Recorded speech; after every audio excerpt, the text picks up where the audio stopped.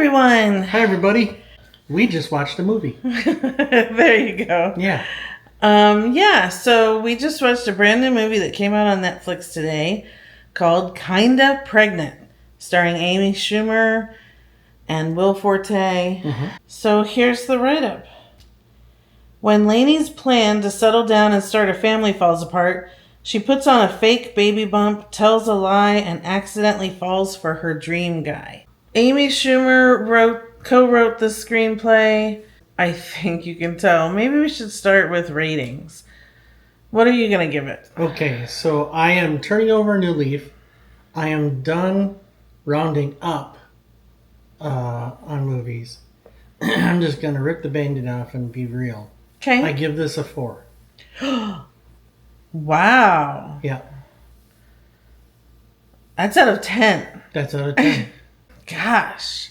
So here's what I'm struggling with is it's hard to rate it on its own as its own movie versus all I can think of is all of Amy Schumer's movies. Yes.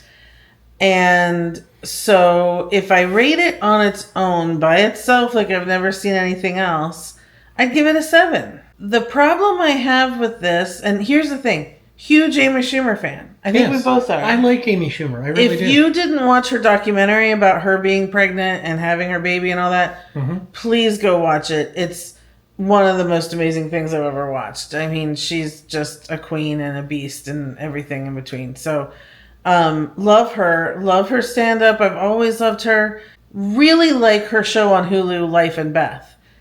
That feels like if you put all of her work together, you take that out and that's on its own and it's a completely different thing.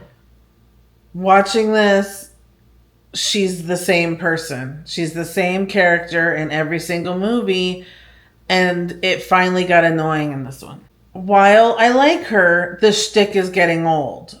As much as she's getting old in this movie, too old to get pregnant anymore.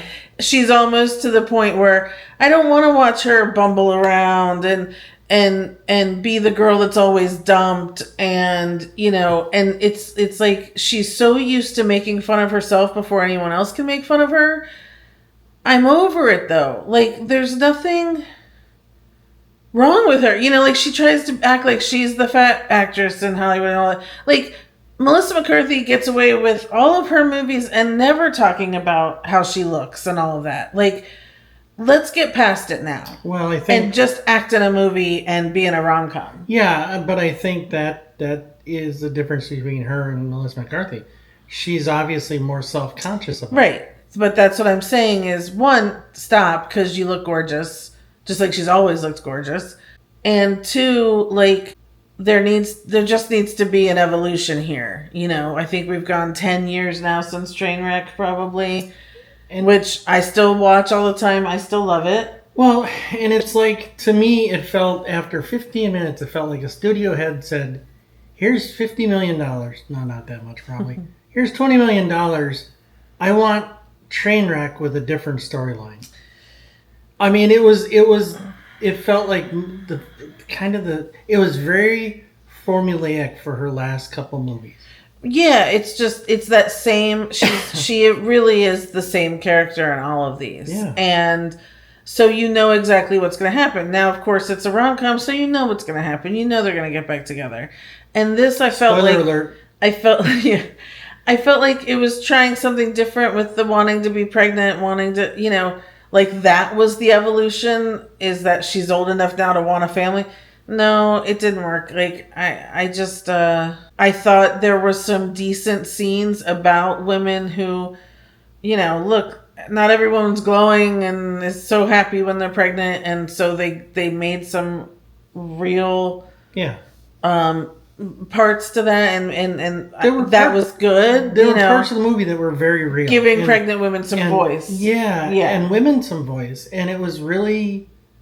I appreciate that. Slightly refreshing. Yeah, absolutely. But it did not make up for the very tired storyline and very tired character. And Will Forte was way underutilized. I know you're not a fan. I'm a super fan. So here's the thing. Will Forte was the highlight of the movie for me. Wow, saying something like that. Well, Yeah, I mean, I don't really care for him, but I liked him in this more than I've liked him. Because I felt like he was underutilized, so He was. maybe that's why you liked it. But if you like him, I don't know. I mean, I still loved him in this. It just felt like there could have been a lot more for him to be funnier than as he usually is. So, I mean, all the people on the side were fine. This new woman who's like the guidance counselor at the school, her name is Ursula. She's a Carlson. She's a South African, New Zealand. It felt like they were like, just be Rebel Wilson. Oh. Yeah. That didn't occur to me until you said it. that annoyed me too. She's probably very funny, but all I could think of was they wanted a Rebel Wilson person. Way too much. Way too much. It was just completely out of instantly over the top. Yeah, didn't make sense. Yeah. And then there's the other actress who was pregnant, who was from that Ginny and Georgia show. She's fine. The blonde Marnie. Everyone was good. Everyone was good. It's just we need to switch it up. Amy Schumer. We need to do more stuff. Do something different. Do like Life and Beth. Like I said, there's so much meat in that you've accomplished. Let's not go back to this again. You know, I just I could be just. I know it somewhat makes me feel bad about myself too when I'm watching her do these things. Like, oh, that's what the fat chick needs to do. That's how the fat chick needs to behave. Those sorts of things. And so I know I take it a lot more personal than some people might, but it just gets old. Sure. Yeah. Yeah, absolutely. So it's tired. I'm sticking with a 7 by itself. If I were rating this along Amy Schumer's works, yeah, I'd probably stick with you. I'd probably be a 4. Yeah, that's where I am. Yeah, I want to tell people, if you haven't seen other movies or something like that, I think by itself it is a 7. I think some people will enjoy it if you haven't seen anything else that she's done. As Brad Pitt would say, hold on. If you haven't seen any other Amy Schumer movies, don't start with this one. No. You will not watch another one, I can almost guarantee. Start with Trainwreck. Trainwreck was... Then do Life and Beth. Yeah. And you don't need to watch any other movies. Yeah, kind of, yeah. Even though what's the one where she hits her head and she thinks she's beautiful?